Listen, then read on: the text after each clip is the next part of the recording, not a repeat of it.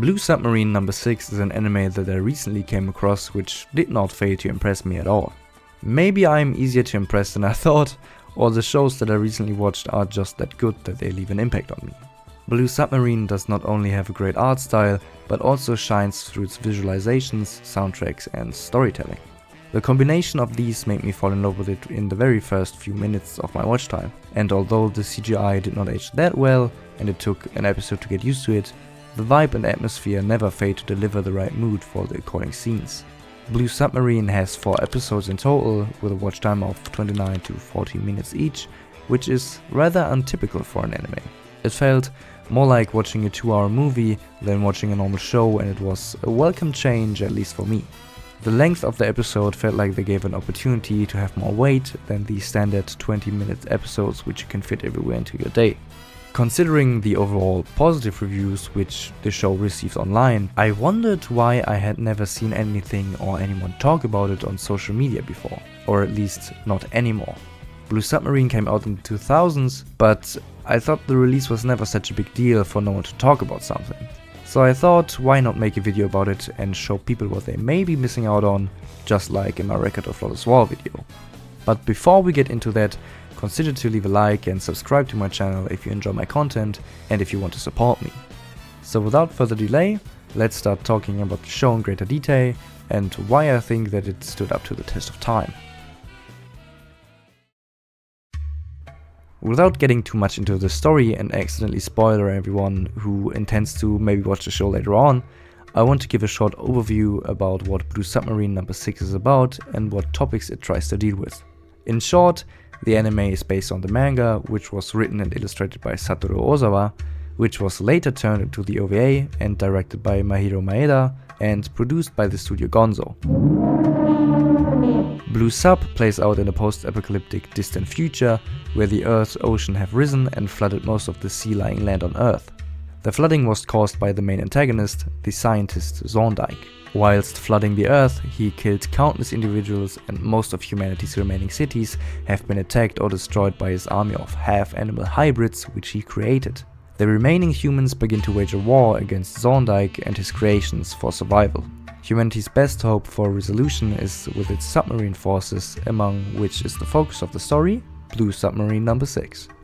We follow the main protagonist Tetsu Hayami on his journey of fighting against Zorndike's forces and trying to end this ongoing and seemingly never-ending conflict once and for all.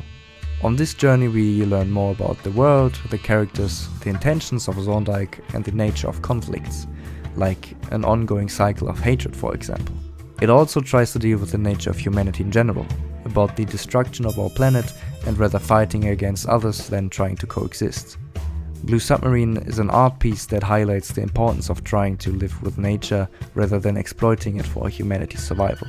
It's about trying to break certain mindsets and creating new paths that we couldn't see before. While the story is obviously the main focus, it gets supported perfectly by the art and music direction. The animation feels fluent and smooth, while being underlined by jazzy tunes that perfectly fit into every scene. I mentioned before that the CGI did not age that well and feels a bit off, but that thought mostly disappears after the first 2 episodes as you're getting used to it. The hybrid approach of combining 3D with a traditional 2D animation was pretty successful if you think about it being from the 2000s and that you get used to it pretty well.